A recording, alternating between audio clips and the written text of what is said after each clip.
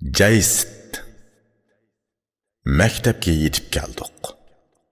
Men texi qo'sh qanotliq kang to'mir darvozadan kiramiz.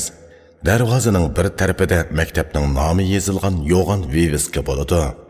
Yana bir tarafida soqchixona yoki hech bo'lmaganda darvozavan bo'ladi. U kirib chiqqanlarni sagaklik bilan ko'zitib turgan bo'ladi deb o'ylab ekanman. Amaliyotda undaq emas ekan.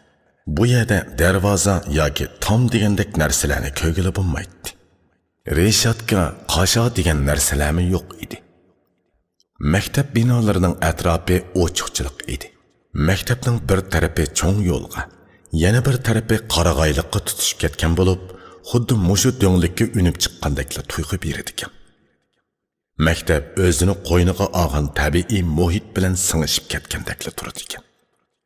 Maktabga kirish eg'izining ikki tarafida taxminan 1 metr egizlikda qo'pirilgan sement qir bor ekan.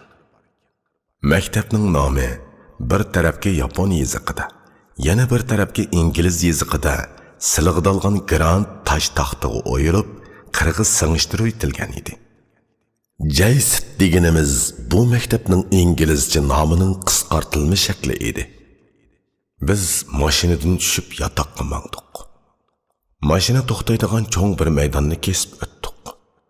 Bu mushu maktabda ishlaydigan o'qituvchi, ishchi xizmatchilarning mashina to'xtatish maydoni ekan.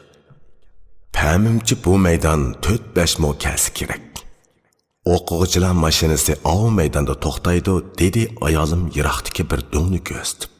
Bu yerdami mashina to'xtatilgan cho'ng bir maydon turadi. Ayolim meni keladi deb ikki egizliq uy ep qo'ygan ekan. Maktab rahbarligi oilasidagilar bilan birga turadigan chet ellik o'quvchilarning turalg'i sharoitini alohida e'tibor bilan o'ylashir ekan. Biz 103-nomerlik uyning ochqichini silib, eshikni ochdik. Ayolim chaqchaq qilgan holda yapon tilida marhamat dedi. Mushu bosog'idan atlashdan burunqi tanholik azoblarimizni o'ylaganda, uning bundoq deyishida cho'nqur bir ruhiy hordiq bor edi. Men pasportimni vaqtida hal qilinmay tunji qitim avatgan chaqiriq qog'ozining muddati to'shib ketgan edi. Ikkinchi qitimliq chaqiriq qog'ozi nihoyat uzunda chiqdi. Chunki Yaponiya taraf birinchi qitimliq chaqiriq qog'ozining bekor bo'lib ketganidan rozi emas ekan. Ayolim ularga jongochilik va uyg'urchilikning favqulodda realligini tushundirsimi, ular qoyil bo'lmabdi. Jahonda nədimi undaq ishlar bo'lsin deb o'ylabdi ular. Boshqalarga qancha tushundirsimi tushundirgili bo'lmaydigan ijtimoiy mantiqiy ichida yashagan odam boshqalarning hissdoshligini oson qo'lga keltirolmaydi. Pasport va ikkinchi qitimliq chaqiriq qog'ozi chiqqicha ayolim talay qaqshidi, talay yig'ladi. U hamisha menga o'zidek ilm tahsil qilguvchi chet elliklarning o'z oilasidagilar bilan osonli jam bo'lib, xotirjam yashig'inini misol qilib ta'kidladi. Men uningga bir ishni tasdib tursang o'zingning qanchalik ekanligini bilib olasan. Azobmi bir maktab deb tasalli berdim. Mana oxir ayolim meni keladi deb ep qo'ygan uyning bosog'isidan atladim. Bosog'ining teshida bir butun tarix yotadi. Men endi bosog'ining ichida turib ana shu tarixning shaklsiz vujudiga pat-pat sapselib taqdir haqida o'ylanaman. Qandoqdir shaklsiz bir narsa menga agishib Yaponiyaga birga kelgandek va uygimi birga kirgandek tuyulib ketdi. Buningdan tenim shirkinib ketdi. U menga bog'lanib yashamdi yoki men uningga bog'lanib yashamdiman, buni bilgili bo'lmaydi. Yashash balkim taqdirga javob izlash uchundir. Javob oldimda, hamon oldimda. Uyning ichi pokis edi. Uyda to'nglatqi, televizor, kir olg'i, duxovka, mikrodolqinliq o'choq, tomoq shirasi, yeziq shirasi, o'rindiq, muncha deganlarning hammasi tal edi. Muncha bilan hojatxona ayrim bo'lmaykan. Kir olg'isimi to'liq avtomatik ekan. Bizda 10 necha yil uy tutgan odamning bunchalik saramjonlashishi tas. Uyni ko'ribla ko'nglim yo'rgandek bo'ldi. Dalan uyning osti taxtay pol. Yotoq uyning osti tatami ekan. Ya'ni yaponlar uylarida silinji qilib ishlatadigan chig' to'qilma ekan. Biz yuyinib bo'lib 2 soat atrofida uxlabdik. Ondan maktab oshxonasiga chiqib, beliq bilan guruch tamig'i yedik. Shu kundan e'tiboran mening turmushim Jaystga bog'langan holda o'tadigan bo'ldi. Jaystning qorosi men uchun butkul Yaponiya jamiyatiga misol edi. Yaponiya jamiyatining qatlami murakkab albatta. Uni hargizmo chat bir yeziga joylashgan oliy maktab bilan selishtirg'ili bo'lmaydi. Mening Yaponiyaning hamma yerlarini, har qaysi tabaqalarni orlab chiqqudek vaqtim va pulim yo'q bo'lib, Yaponiyani men turayotgan mo'sha maktabning ishchi va atrofi orqali ko'zatishdan boshqa imkoniyatim yo'q edi. Jayst 20-asrning 90-yillarida selingan davlat qaramiqidagi maktabkan. Odatda Yaponiyada to'liqsiz o'ttirg'icha bo'lgan ma'arif davlatning majburiyatida bo'ladi ekan. To'liq o'ttir maktab va oliy maktablar bo'lsa, davlat qaramiqidagi ham xususiylar qaramiqidagi deb ikkiga bo'linadi ekan. Xususiylar qaramiqidagi oliy maktablar ko'proq bo'ladi ekan.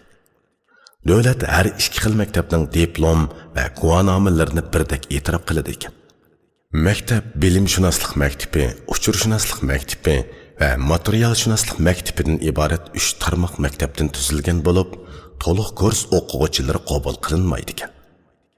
Qabul qilinadiganlar yuqori ilmlar bo'yicha tarbiyalanadigan magistr, doktor ashti va tadqiqotchi o'quvchilar ekan. Bu maktabning o'qitish nishonimi maxsus bilimlarni kengaytirishlar emas, balki asos xarakterlik uqumlarni tushunib va egilab, masalalarni bayqiy oladigan va hal qila oladigan, o'zining bilimlarini boshqa sohadagi bilimlar bilan birlashtirib, yangilik yarata oladigan ixtisosliklarni tarbiyalab chiqishgan. Bu ma'nodan aytganda, bu maktab odatdagi bir oliy maktabga emas, balki fan va texnologiya sohasidagi maxsus akademiyaga bakrak o'xshaydi. Maktabning rahbarlik apparati qurilmasi nihoyat oddiy ekan. Bosh mudir bir nafar, muavin mudir bir nafar bo'ladi ekan. Shuji, ya'ni sekretar bo'lmaydi ekan. Bular davlat ishchi va sirtida natijasi ko'zga ko'ringan tongliq, pishqan olimlardan saylanadi ekan. Maktab boshqarish ishlarida maxsus o'qitish va tadqiqot bilan shug'ullanayotgan professorlarmi yordamchi mudirlikka taklif qilinadi ekan. Ular o'zlarining tadqiqoti bilan munosabatli boshqarish turlarini ustiga elib, bosh mudir va muavin mudirlarga hamkorlashadi ekan. Bundaq bo'lganda professorlarning maktab boshqarishidagi qobiliyati va yoshirin kuchidan obdan foydalanqili kasbiy bilimlarni boshqarish mexanizmiga jonliq moslashtirg'ili bo'ladi ekan.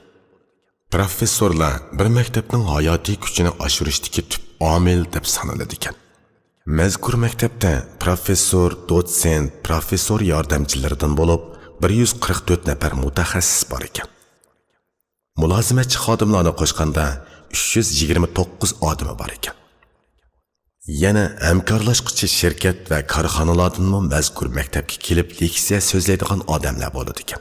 Chet ellardan kelgan taklifli professorlarmi 10-20 ga boradi ekan. Sho'ba maktab boshliqlarimi oshkor raqobat bilan saylanadi ekan.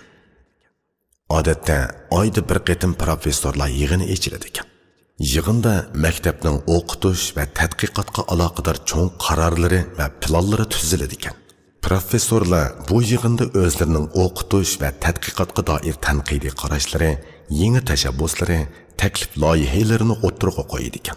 Bular maktab mudirining qaror chiqarishidagi asosliq tayinish nuqtasi bo'ladi ekan. Maktabda o'qitish va tadqiqot bosh tema qilinmaydigan yig'in bo'lmaydi ekan. Fikrlar bevosita unumga munosabatlik amaliy fikrlardan iborat bo'lishi kerak ekan. Terminlarni g'ildirlatib o'ynaydigan gapchi majlisvozlarga o'rin yo'q ekan. Maktabda yig'in yo'q hisobda bo'lib, rahbarlikning gap so'zlari, xizmat haqidagi o'rinlashtirishlari to'g'ri beta orqali tarqaladi ekan. Kishilar ishga chiqqanda yoki ishdan tushganda to'g'ri betini ko'rish orqali maktabning xizmat vaziyati ham vazifasidan xabardor bo'lib turadi ekan. O'quvchilar bo'limining har xil uqtirishlari o'quvchilarning to'r adreslariga yo'llanib turdi ekan. Ishlar shu yo'sinda ravon yurishib turdi ekan. Yangi yil va boshqa bayramlarning tabrikini maktab mudiri 5 minut ichida tugatadi ekan. Odatda o'qish boshlash marosimlari dag'adug'uliq o'tkaziladi ekan. Marosimda Nobel mukofoti olganlar davlat ichi va sirtidan maxsus taklif qilinib, nutq so'zlashga uyushtiriladi ekan. Maktab ichidagi har qaysi tarmoqlarning binolari ko'tirma qilib selingan yepiq koridorlar orqali tutashtirilgan bo'lib, sirtqa chiqmaymi maktabning xolagan bo'lim darsxonalariga kirib chiqqili bo'ladi ekan.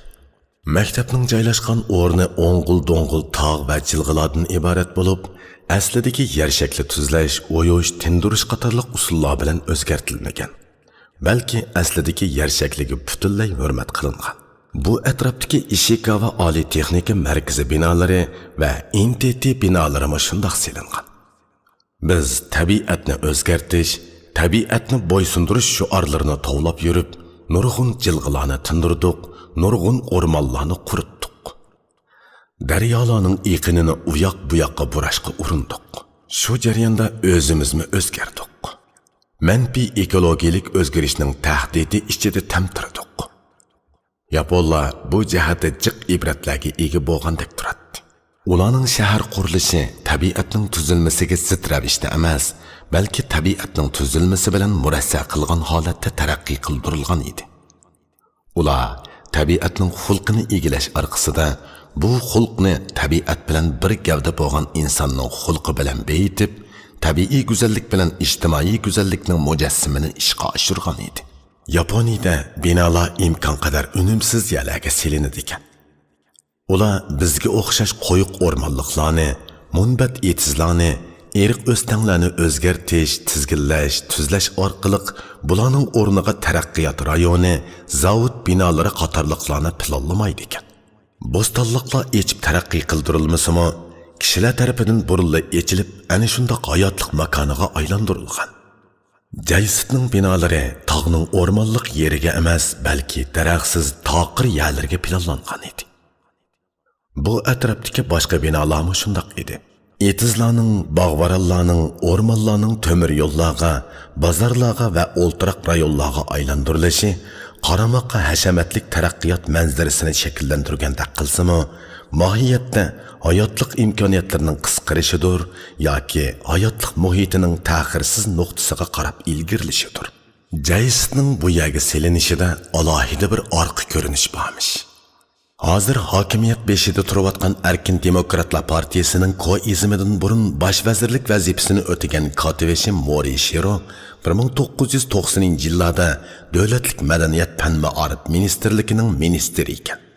Bu kishi mazkur maktab joylashgan Tatsino-kochi yezasida tug'ilib o'sgan bo'lib, bundoq bir chat yeziga cho'ng bir oliy maktabning selinishi yezi xalqiga turli foyda manfaatlarni akiladi ekan. Morishiro o'zining ona yurtiga o'zining farzandlik mehrini yetkazish uchun alohida kuchab, maktabning selinishini o'sha o'ringa planlagan ekan. Aslidagi plan bu maktabni Tokyo sanoat universitetining yeniga selishgan. Biroq Morishironing ta'siri bilan bu maktabni oxir Tatsino-kochiga selish qaror qilingan. Bundaq bo'lganda maktabga lozimliq aslahalarning hammasi shu yerdagi shirkatlar orqali setib berilishi kerak bo'lib, bu jarayondagi foyda yanali yerlik xalqqa bo'ladi ekan. Maktabga elinadigan ishchi xizmatchilarmi maktab tushgan yezining xalqidan elinishi kerak ekan. Hatto tozalik ishchilarimi mush yezidan kelgan ayollar bo'lib, ular atigini mashinalari bilan kelib ishxona, kutubxona, tajribaxona va darsxonalarni tozalab bo'lib, mashinalarni haydashib qaytib ketadi ekan. Shu atrofdagi boshlang'ich maktabning kompyuter aslaha taraqqiyotida Jaysitning tutgan o'rni alohida ekan. Atrofdagilarmi Jaysitning o'zlariga yetkazgan manfaatidan mamnun ekan. Jaysit haqiqatan zamonaviy oliy maktab ekan. U o'zining tadqiqot natijalari bilan ko'p turlarda mamlakat ichidagi 100 oliy maktabning ichida oldingi ratlarda tura oladi ekan. O'quvchisi 1000 dan ortiq bo'lib, chet ellik o'quvchilar 130 atrofida ekan. Bular asosan Osiyo, Afrika va Amerika qit'asidagi taraqqiy qilayotgan davlatlardan kelgan ekan. Bo'ytoq o'quvchilarga ayrim yotoq beriladi ekan. Oila tavobatlari bor o'quvchilarga 2 egizlik yoki 3 egizlik uy beriladi ekan. Bir qism o'quvchilar atrofdagi xususiylarning uylarini ijaraga olib o'tiradi ekan. Darsxonalar, laboratoriyalar va kutubxona butunlay torlashtirilgan. Uchur to'ri maktabning har bir bo'lingini dunyoning yiroq bir chetidagi uchur organlari bilan tutashtirgan. Uchur liniyalari butkul maktabni uchur sezgusi kuchli hayotiy organga aylantirgan edi. Har bir o'quvchining oldida 2-3 kompyuter, Ko'plagan o'quvchilarning o'zining xotira kompyuteri bor. Bu kompyuterlar eng ilg'or nusxalari chiqqanda almashtirib turiladi ekan. Pul omonat pochta yo'llanmalari mushu maktabning o'zida putidi ekan. Navoda marka bo'lmay qolsa, siz pochtal yo'llarga pul berib havola qilib qo'ysangiz, ular ishni vakolatan bejirib, talonini yoki isbotni sizga yetkazib beradi ekan. Navoda o'quvchilar ko'chmanlar idorasi yoki yeziliq hukumatga berib biror ishga doir rasmiyat o'tmoqchi bo'lsa, munosabatlik isbotlarni o'quvchilar ishxonasi oldidagi avtomatik mashinadan xohlagan vaqtda olg'ili bo'ladi ekan. Magnit yaratilgan o'quvchilik kenishkisini avtomatik qurilmaga to'nitgandan keyin ekranda ehtiyojli isbotlarning tizimligi chiqadi ekan. Uningdan lozimlik isbot turi va nusxa sonini knopka orqali tanlab, qaror knopkasini chekkandan keyin qizil tomga besilgan isbotnoma sharildab chiqadi ekan. Agar avtomatik qurilmada yo'q favqulodda isbotnomalar kerak bo'lsa, el-xat orqali o'quvchilar bo'limiga iltimos qilsa bo'ladi ekan. Xodimlar ishlarni o'zlari putkizib chaqiradi ekan. O'quvchilar bo'limining oldi tarafidagi tomlar 4 chasim marmar toshlar bilan bezalgan bo'lib, o'qish bitirgan doktorlarning qisqacha ahvoli ashu toshlarga o'yiladi ekan. Bu keyingilarga ilhom bo'ladigan bir maktab xotirasi bo'ladi ekan. Tajribaxona kutubxonalarga kirishdimi magnitlik o'quvchilik kenishkisi ishlatiladi ekan. Ishkinidagi elektronlik apparatga kenishkini surkab to'nitgandan keyin o'quvchilik maxfiy nomeringizni raqamli knopka orqali bossangiz eshik ochiladi ekan. Shunday qilib, odatdagi kunlarda, dam olish kunlarida, kunduzda, tun nisbida, umuman 24 soatning xohlagan paytida siz o'zingizning tadqiqotingizga doir mulozimatdan bahramand bo'la olasiz. Kutubxonada maktabning o'qitish ham tadqiqot nishoniga aloqador materiallarning hammasi tepiladi ekan. Kitoblarning ko'p qismini yaponcha, inglizcha kitoblar egallaydi ekan. Germancha, fransuzcha, ispancha kitoblarni ozroq bor ekan. Xanzucha kitoblarni topqili bo'lmaydi ekan. Kutubxonani aralab o'zingiz ehtiyojli kitoblarni bevosita izlayoladi ekansiz. Kitob ishkaflarining yeniga derazaga o'dillab ustal va partalar qo'yilgan. Bularga elektronlik uskunalarni chetib foydalang'ili bo'ladi ekan. Pol usti sun'iy to'qilmalar bilan qoplangan. Charchig'anda o'ltirib yoki yetib damasi bo'ladigan yumshoq devorlar har bir qavatgacha o'rinlashtirilgan. Muzika anglaydigan, sinalg'u konsertlarni ko'radigan maxsus xonalarmi bo'lib, u yerda bahuzur divanlar bor. Bu xonalarda til o'rganishga doir har xil plastinkalar qo'yilgan. Bir tarafda mazkur maktabga qadam tashrif qilib ilmiy muloqotda bo'lgan mashhur olimlarning suratlari, mashhur asarlarning tunji nashr nusxalari, qo'lyozmalar saqlangan ayrim bir xonimi bor ekan. U o'quvchilarga echib etilgan. O'quvchilar lozimli kitoblarni tanlab bo'lib, avtomatik tizimlash qurilmasining oldiga berib, uning o'quvchilik kenishkisini va olgan kitoblarni to'nitgandan keyin kitoblarni kutubxona sirtiga olib chiqsa bo'ladi ekan. Agar ehtiyojli kitoblar mazkur kutubxonadan topilmasa, 2-3 kun ichida boshqa oliy maktab kutubxonalaridan akaldirib beradi ekan. Pochta haqqini o'zingiz to'laydi ekansiz. Kutubxonaga kompyuter, xat bosqi, nusxa og'ulami qo'yilgan. Lozimliq narsalarni u yerda nusxalab yoki besib chiqib ketishga bo'ladi ekan. O'qitish binolarida maxsus tamaki chekish uyi bo'ladi ekan. Tamaki chekadigan o'quvchilar atoyidan o'sha uyga chiqib tamaki chekadi ekan. Usulliq ichishgach parang selishidi ekan. O'quvchilar oshxonasining yanida tatliq turumlar, tamaka va issiq sovuq ishkular qachilangan elektronlik sandiq bo'ladi ekan. Tanga pulni selib ko'rsatilgan baho bo'yicha ichadigan ishkingizning udulidagi knopkani bossangiz, hojatingiz hal bo'ladi ekan. Charchagan chog'laringizda daminish uylariga kirib yozsangizmi bo'ladi ekan. Bir chetga pianino qo'yilgan. Uning yeniga mashhur muzikantlarning not to'plami qo'yilgan. Qo'lingizdan kelsa, bir ikki ohangni o'z qo'lingiz bilan o'rindab, harg'on nervlaringizni kuy quchuqida allaylatsangiz bo'ladi ekan. Yana bir chetda avtomatik uvulash mashinasi bor ekan. Uningda o'ltirib knopkani bossangiz, dumbingizni, putingizni uvulab qo'yadi ekan. O'quvchilar yotoqlarda o'rgansami bo'ladi ekan. Tajribaxonada yoki kutubxonada o'rgansami bo'ladi ekan. Ish qilib o'quvchilar qayerda bo'lmasin, u o'rganish, dars anglash va tadqiqot olib berish vazifasini o'rinda sila bo'ladi ekan. Magister va doktorlarning dars anglab imtihon berib to'ldiradigan nomeri bo'lib, o'qish bitirgichi bo'lgan oraliqda o'zining tadqiqot temasiga aloqador darslarni anglab normasini to'ldirsa bo'ladi ekan. Ularning nadiligini yo'qlama qilib surishtiradigan ishlar bo'lmaydi ekan. ish bo'lsa yetakchi professor to'r orqali ularga udulliq uqtirib turdi ekan. O'quvchilar dal vaqtida yig'ilib o'qituvchining talabini o'rindaydi ekan. Odatda bir laboratoriyada eng ko'p bo'lganda 10-15 o'quvchi bo'ladi ekan. Bularning ichida magistr o'quvchilarmi, doktor o'quvchilarmi bor. Az bo'lganda 2-3 atrofida o'quvchi bo'ladi ekan. Laboratoriyaning nomi mas'ul professorning ismi bilan ataladi ekan. Ba'zi professorlarga o'quvchilar ko'p keladi ekan, ba'zi professorlarga oz keladi ekan. Kimga shogird bo'lishni o'quvchilar o'zlari tanlab bekitadi ekan. O'quvchilar o'zlarining g'oyasi, professorlarning kasbi, tadqiqot ahvoli, xarakteri qatorliqlarni ko'zda tutib, ularni bevosita izlab boradi ekan. Professorlar bilan internet orqali aloqa qilsimi bo'ladi ekan. Odatda Yaponiyaning yiroq yerlaridagi kishilar professorlar bilan tor orqali ko'rishib, imtihon beradigan yoki yuz turani uchrashadigan vaqtni kutishib oladi ekan. Chet elliklar bevosita tor orqali imtihon berib o'qishga kira oladi ekan. O'quvchilarning ichida shirkatlarda ishlab turib o'qiydiganlarmi bo'ladi ekan. Ularning ish o'rni qo'shni shahar rayonlarda, hatto yiroq shaharlardami bo'ladi ekan. Ular oyda bir qitim kelib professorlarga o'zining tadqiqot ahvolini doklad qilib turadi ekan. Professorning ko'rsatmasini elib ish o'rniga yana qaytadi ekan. Professorlarning qaysi darslarni qaysi vaqtda qayerda o'tadiganligi maktabning to'r betida chiqariladi ekan. O'quvchilar anglaydigan darsni o'zlari tanlab bekitadi ekan. Ba'zi professorlarning darsini aran 1-2 odam anglaydi ekan. Yana ba'zi professorlarning darsini 20-30 odam anglaydi ekan. Qanchalik odamning dars anglishi professor uchun baribir ekan. U o'zining darsini o'tayveradi ekan. Professor dars mazmunlarini parchalab, ezib ichirib o'ltirmaydi ekan. U o'z kasbi doirasidagi yangiliklarni deb beradi ekan.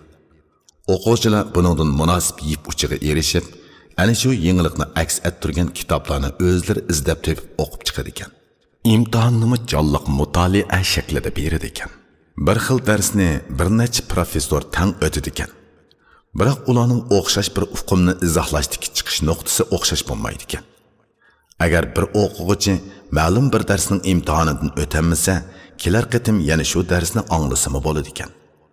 Balki munosabatlik boshqa bir darsni anglab, shuningdan imtihon basi bo'ladi ekan. Bir maktabda berilgan imtihon natijasi yana bir maktabning professorlari tarafidan e'tirof qilinadi ekan.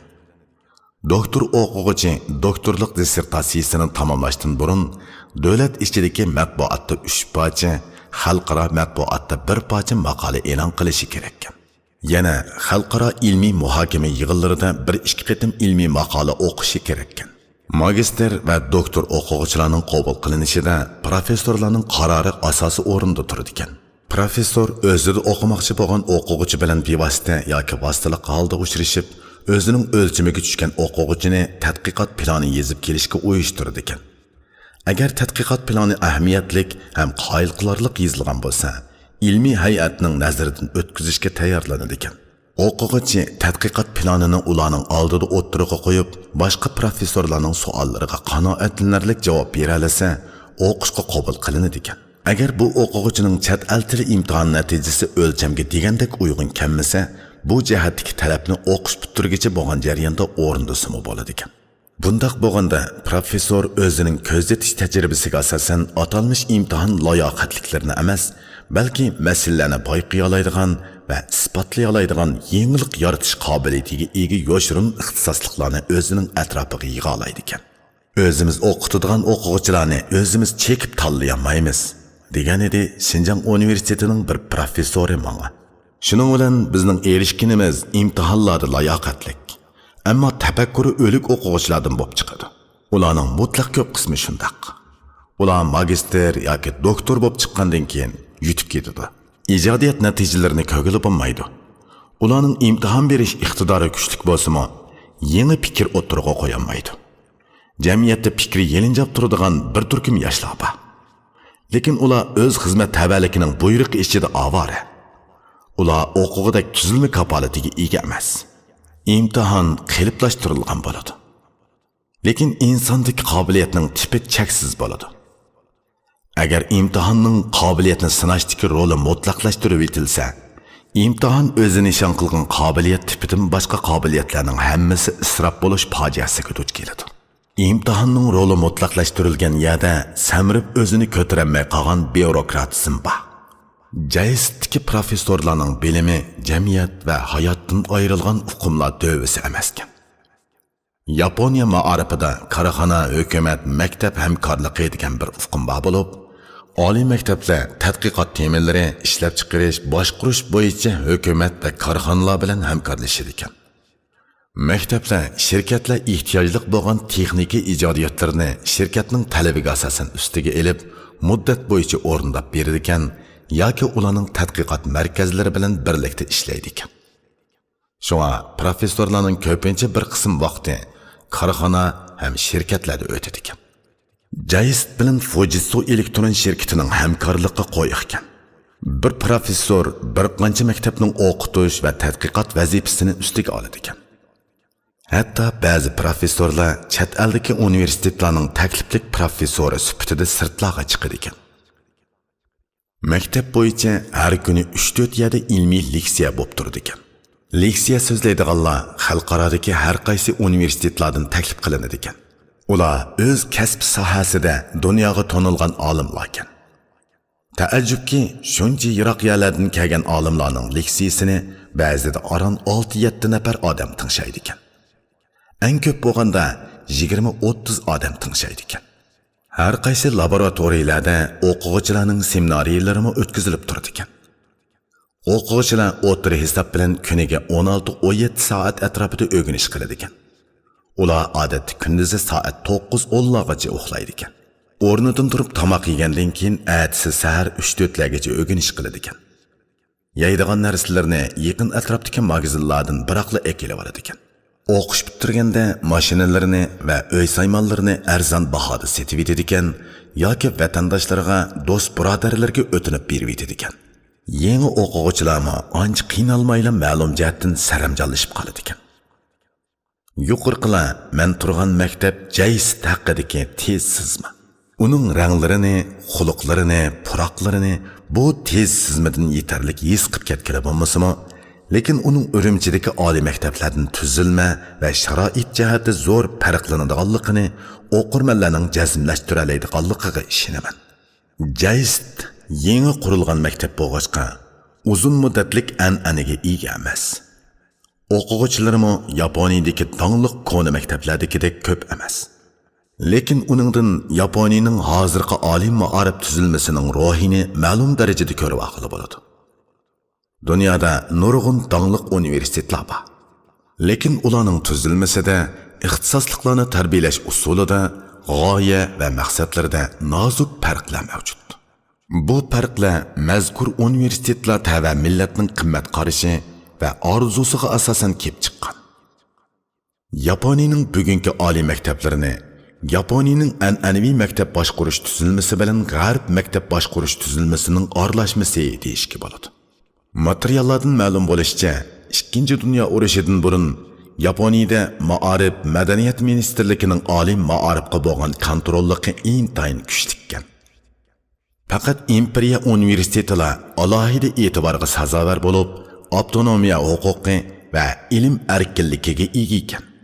2-dunyo urushidan keyin Amerika ma'arif madaniyat ministrligining huquqini ajizlatib, ma'arif boshqarish huquqini tarqoqlashtirgan. Bundaq islohot oliy maktablar va axborot sohasidagilarning qizg'in qarshi elishiga erishgan. Shunday qilib, imperiya universitetiga berilgan avtonomiya huquqi va ilm erkinligi hozirgi Yaponiya oliy maktablarining shonliq an'anasi sifatida umumlashgan. Maktablarning o'zining taraqqiyot nishonini o'zi turg'izib, boshqarish sistemasini tangishishi yanada ma'arif madaniyat ministrligining nazoratida berilsa-mu, ilm sohasidagi zotlarning ijodchanligiga burunqiga nisbatan ko'p yo'l ochilgan.